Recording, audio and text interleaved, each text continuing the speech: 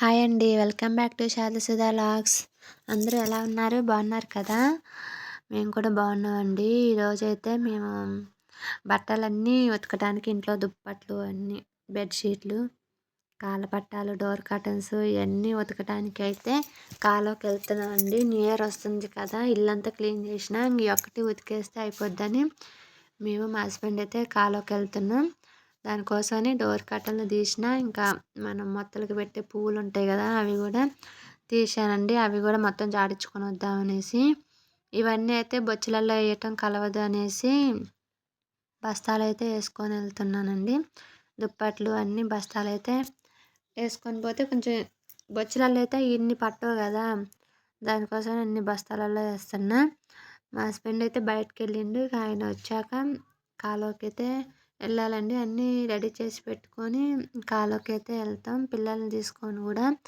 అంటే ఇంట్లో ఇంకెవరు లేరు పట్టుకునేటోళ్ళు. అత్తయ్య వాళ్ళది కనుక అత్తయ్య లేదు కదా, చనిపోయింది కాబట్టి మేమే వాళ్ళని కూడా తీసుకొని అయితే కాలువకి వెళ్ళాలి.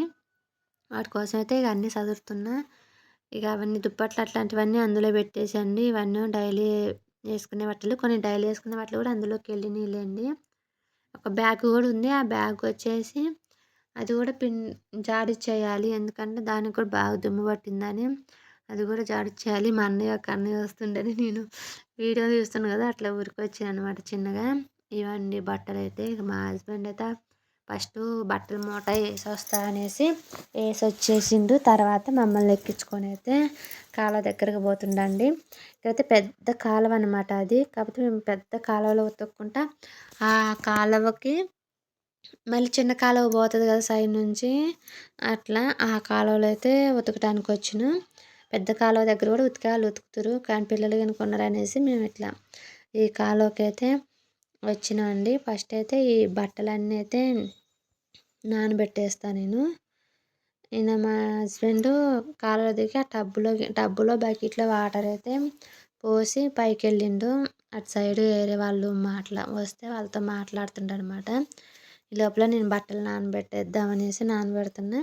మా పెద్దమ్మ క్యాప్సీ వీడియో అయితే తీస్తుంది. అది ఇక మా చిన్నది కూడా దిగుతుంది. ఊరికే నీళ్ళంటే పిల్లలకి ఎట్లయినా హుషారు కదా, తీసుకురాకూడదు అసలు. కానీ తప్పని పరిస్థితులు తీసుకొచ్చిన. ఊరికే నేను కూడా వస్తా దిగుతా అంటుంది మా చిన్నది. మరీ బాగా అల్లరి చేసింది అనమాట. లాస్ట్లో దించుదామనేసి అట్లనే ఆపుకుంటూ వచ్చినాం. ఈ లోపల నేను ఈ బట్టలన్నీ నానబెట్టేలోపు మా హస్బెండ్ అయితే షూ మర్చిపోయిండు, షూ ఉతుక్కోవటానికని. అది మా చిన్నదాన్ని ఎక్కించుకొని వెళ్ళిండులేండి. నేను వెళ్ళి షూ తీసుకొని వస్తాను, నువ్వు నానబెట్టు అంటే నేను నానబెడుతున్నాం. పెద్దమ్మ వీడియో తీస్తుంది, పాపం దానికి అంతగా తెలవదులేండి తీయటం. సో అందుకే అట్లా ఉంది. చూడండి, ఆ టబ్బులో అయితే దుప్పట్లు నానబెట్టేసిన, బకెట్లో రోజువారీ. ఇదేనండి కాలువ, అటు నుంచి వస్తుంది కదా. ఇవన్నీ పొలాలు ఉన్నాయి చుట్టూ. ఇంకా వీళ్ళు వచ్చిర్రండి. ఆయన షూ తెచ్చుకుంటే ఏమైనా చెప్పులు కూడా తీసుకొచ్చుకుంది. వాళ్ళ అక్కయ్య కూడా తీసుకొచ్చింది. ఇక్కడైతే మా బట్టలన్నీ ఉతికేసినవండి. మా హస్బెండ్ ఏమో దుప్పట్లు ఉతికిండు, నేనేమో చిన్నవన్నీ ఉతికేసిన. అందుకే వీడియో తీయలేదు. మరి ఆయన బట్టలు ఉతికేది తీస్తే బాగోదు అనేసి నేనైతే వీడియో తీయలేదండి. ఉతికాకే చూపిస్తున్నా. మా బట్టలు అన్నీ కంప్లీట్ అయ్యాక ఇక పిల్లలు ఊరికి అడుగుతున్నారని ఇక పట్టుకొని ఊరికనే అట్లా ఈత కొట్టిస్తుండు. వాళ్ళు దిగటానికి కూడా భయపడతాడు అనమాట. నిలబడమ్మన్నా కానీ అది లోతు లేదులేండి. మా హస్బెండ్ చూసాం ఒకళ్ళకి ఆడుకున్నాం.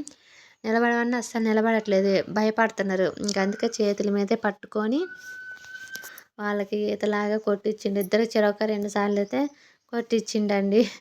అప్పటికి అసలు నిలబడట్లేదు, ఏడుస్తుంది అనమాట అది. అప్పుడు వాళ్ళకి అయితే తృప్తి పడ్డారు. ఫస్ట్ అయితే బకెట్లో బట్టలు ఉన్నాయి కదా, చిన్నవన్నీ బకెట్లో వేసినాం. ఆ బకెట్లో అయితే వేసి వచ్చిండు. సెకండ్ మూట దుప్పట్లు ఇవి కూడా వేసి వచ్చాక ఇంటి దగ్గర మమ్మల్ని అయితే తీసుకొని వెళ్తాడు మళ్ళీ వచ్చి. ఇక మాకేముంది, ఆ టబ్బాను బ్యాగ్ వెనక అక్కడే అవి వరకే ఉన్నాయిలేండి. అన్నీ అయితే తీసుకెళ్ళిండు. ఇంకా ఇవి ఉన్నాయి డోర్ కర్టన్స్. ఇంకా ఇంటికి వచ్చినామండి. ఇంటికి వచ్చాక పిల్లలకి ముందు 2 చెంబులు నీళ్ళు పోసి, ఎందుకంటే కాలువ వాటర్గా చేతులు చేసుకుంటుంది, పోసి డ్రెస్ అయితే వేసేసిన. ఇంకా ఆ తర్వాత వెంటనే బట్టలు అయితే ఎండేసిందండి. అసలు ఈరోజు అయితే ఎండ కూడా చాలా తక్కువ ఉంది.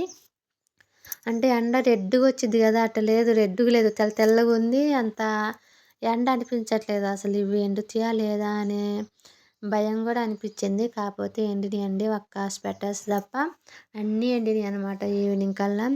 మేమైతే అన్నం గూడా తినిపోలేదు. ఇగ ఇప్పుడొచ్చి కర్రీ గూడా చేసుకున్నామనమాట. ఆ కర్రీ చేసుకున్నది గూడా నేను లాస్ట్‌లో పెట్టానండి. నచ్చితే మీరు అది గూడా చూడండి వీడియో.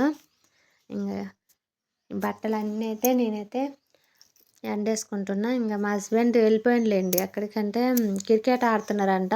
పిలుస్తా ఉన్నారు ఆళ్ళ ఫ్రెండ్స్. ఇంగైతే ఒకసారి ఎళ్లి వాళ్ళకి కనపడి వస్తా అనేసి ఎళ్ళిండు. ఇంక పాపం అన్నం తినలేదు కదా! వచ్చి తింటాడు. కర్రీ చేయాలి. ఈ లోపల ఒకసారైతే ఎళ్ళొస్తా అనైతే ఎళ్ళిండు. నేను ఈ లోపల బట్టలన్నీ అయితే ఎండేస్తున్నా. చాలా బట్టలున్నాయండి. నడుములైతే అబ్బా! ఎంత నొప్పి. ఇంక నేను అయన్నీ ఉతకలేదులెండి. మా ఆయన హెల్ప్ చేసిండు కాబట్టి సరిపోయింది. ఒక్కదాన్నయితే చాలా ఇబ్బంది పడేదాన్ని. చిన్న చిన్న బట్టలన్నీ నేనే ఉతికినా. ఇగ పెద్దయన్నీ మా ఆయనే ఉతికిండు. అంటే మా హస్బెండే ఉతికిండు. ఇగ పైనయితే అవన్నీ ఎండేసొచ్చి చిన్నయన్నీ అయితే ఇక్కడ కింద ఎండేస్తానండి. అయి అన్నీ కింద పడతాయో పట్టవో అనైతే అనుకుంటున్నా. ఇంగ అట్లనే మొత్తం అయితే ఒకదాని మీద ఒకటి అట్లా ఏసి ఎండేసినా. బాగానే ఎండినియిలేండి. ఎండ అంత లేదు. మీకు అర్థమైతేనే ఉంటది చూడండి. ఎండ అయితే అంతగా లేదు ఎండ. ఉంది. ఒక నార్మల్‌గా అయితే ఉంది. ఇగ నేను ఎండేస్తుంటే పాపం నాకు పిల్లలు గూడా హెల్ప్ చేశారండి. లేపోతే ఊకే వంగి తీయ నడుములు పట్టేస్తున్నాయి. వాళ్ళు గూడా నాకైతే హెల్ప్ చేసిర్రు. స్పీడ్‌గా అయితే ఎండేసిన. ఇదైతే చాలా స్పీడ్ మోడ్‌లో పెట్టానులెండి. చాలా టైం పట్టిద్ది గదా! అదంతా చూపియటం. అందుకని అట్లా స్పీడ్‌గా పెట్టిన. దిండు కవర్స్ గనుక అటు గోడకే ఏసానండి. తొందరగా పల్చటియి అంటే తొందరగా ఎండుతాయిలేండి. ఇవి మొద్దుయే ఉంటేనే కొంచెం హార్డ్ అనమాట. ఇంకా ఎన్ని బట్టలు అయిపోయినాయి. ఇగ మా మించి చూడండి బకెట్ కిందేసింది. ఇంకా ఎన్ని బట్టలున్నాయి అసలు ఆ ప్లేస్ సరిపోవట్లేదని నేను మనసులో అయితే అనుకుంటున్నాననమాట. ఈ లోపల మిన్సీ అయితే తీసి కిందేసింది. అయిపోయినాయి. ఇక డోర్ కర్టన్స్ అవి ఉన్నాయండి. అవైతే నేను ఈ గోడకైతే ఎండేసిన డోర్ కర్టన్స్. ఇంకేమున్నాయి అవి తలుపులకి మొత్తంలో పెట్టుకుని దారవందానికి పెట్టే ఫ్లవర్స్ అవైతే సైకిల్ మీద వేసేసానండి. ఇక అవి ఏముంది అంతేలే అని. ఈ బ్యాగు మా హస్బెండ్ బ్యాగ్లో పెట్టుకొని వచ్చాను. అవి కూడా అయితే మొత్తం ఎండేసినండి. అయిపోయింది. ఇక చూడండి మా బట్టలు ఒకసారి. ఇక గోడ మీద అక్కడ చివరి దాకా ఉండి ఇక్కడ దండం అంతా నిండిపోయిందనమాట. పైన డాబా మీద ఏమో ఒక్కరోజు కష్టపడితే మొత్తం నీట్‌గా అవుతాయి కదా అనేసి. ఆయనకి సెలవున్నప్పుడే వెళ్ళాలండి. మళ్ళీ నొక్కదాన్ని కాలువకి వెళ్ళలేను. ఎళ్ళనీరు కూడా పెద్ద కాలువగా వద్దులే ఈత రాదు ఇది అని ఎళ్ళనీరనమాట. అయితే డోర్ కర్టెన్స్ పల్చటివేగా అవి తొందరగా ఎండినియి. వాటిని వరకు తీసుకొచ్చి నేనిక డోర్‌లకి అయితే పెట్టేస్తున్నా. కడ్డీలకైతే పెట్టేస్తున్నాననమాట. ఇంకా దుప్పట్లు ఎండలేదు. అవి నిన్న ఆల్రెడీ పొయ్యి ఒక్కోసారి మళ్ళీ రిటర్న్ ఇట్లా తిరిగి తిప్పేసి వచ్చిన రివర్స్ చేసి వచ్చిందండి. ఎందుకంటే తొందరగా ఎండుతాయి అనేసి. మళ్ళీ 2:00 కట్టా రివర్స్ చేసి అయితే వచ్చిన వాటిని. ఇక్కడ నాకు ఇట్లా సెల్ఫ్‌లు కూడా డోర్ కర్టన్స్ ఉండాలండి. అందుకో నాకు అట్లా అలవాటైపోయింది. ఇట్లా బట్టలు పెట్టినాక ఎల్లడిగా ఉంచబుద్ధి కాదు. వాటికి కూడా ఒక అడ్డు ఉండాలనిపించిద్ది. ఇక్కడైతే ఇంక కడ్డీ లాంటివి లేవండి. దారాలే దానికి పినిసి పెట్టి దాన్నైతే మొత్తం ఎక్కిచ్చేసిన. ఎక్కిచ్చి కట్టటానికి కూడా లేకపోతే ఆ తలుపు దగ్గరైతే కట్టేసిన అనమాట. చూడండి ఇట్లా. ఇక్కడ కూడా సేమ్ దారానికే కట్టేసిన. ఇంక అదంతా చూయించలేదండి. ఇట్లా ఈ సెల్ఫ్‌లకి. ఇది ఈవినింగ్ టైం అనమాట. బట్టలు తీసుకొద్దామని నేను డాబా మీదకి ఎక్కుతున్నా. మా ఇల్లు చూడండి మంచిగా కానొస్తుంది కదా! చిన్న ఇల్లు అనమాట. మంచిగా కానొస్తుంది. ఆ పిల్లలు ఆడుకుంటుర్రు. మా హస్బెండ్ అక్కడ చైర్‌లో కూర్చొని ఉండనమాట. ఆ బండి అవతల. మీకు కనిపించట్లేదులెండి అక్కడుండు. నేనైతే కిందంతా క్లీన్‌గా ఉందనేసి పైన దుప్పట్లు మళ్ళీ అన్నీ అక్కడ నుంచి తీసుకొని రావటం ఎందుకని పైనుంచి కిందకి విసిరేసిన. నేను ఆ పైనుంచి కిందకి విసిరేసింది చూసి మా పిల్లలు ఎంత హడావిడిగా ఉరికొచ్చిర్రో పైకి వాళ్ళు కూడా విసిరేయాలని. ఆమె అప్పటికి వచ్చి ఒక స్వెటర్ పట్టుకుంది. విసిరేయడానికి ట్రై చేసింది. కానీ ఆమె వల్ల కాలేదు. ఈమైతే పక్కింటి అమ్మమ్మ వచ్చిందనమాట. ఏదో మా ఆయనతో మాట్లాడటానికి వచ్చింది. ఇక్కడైతే నేను వీడియో బంద్ చేయడానికైతే వచ్చినా అనమాట. మళ్ళీ అక్కడెక్కడో పెట్టాలండి వీడియో. అక్కడ బంద్ చేసిన. ఇది మేము బట్టలు ఉతుక్కొని వచ్చాక కర్రీ చేసుకున్నామండి. అది నేను లాస్ట్‌లో పెట్టినాననమాట. ఈ కడ్డీలు ఆయన కోస్తుండు, మా హస్బెండ్ కోస్తుండు. కోసి నాకిచ్చాక పాపం ఆనియన్స్ కూడా కట్ చేసి ఇచ్చిండులేండి. ఇవి నేను ఫ్రై చేసేలోపు అవి కూడా కట్ చేసి ఇచ్చిండు. ఇవి డ్రై రోస్ట్ చేసి వాటర్‌లో అయితే వేయాలండి. ఎందుకంటే దీని మీద ఇసుక, పుట్టు అన్నీ ఉంటది కదా! అట్లా నానేస్తే ఇసుకంతా కిందకి పోతది అని ఇంగ అట్లా వాటర్‌లో అయితే ఎయాలి.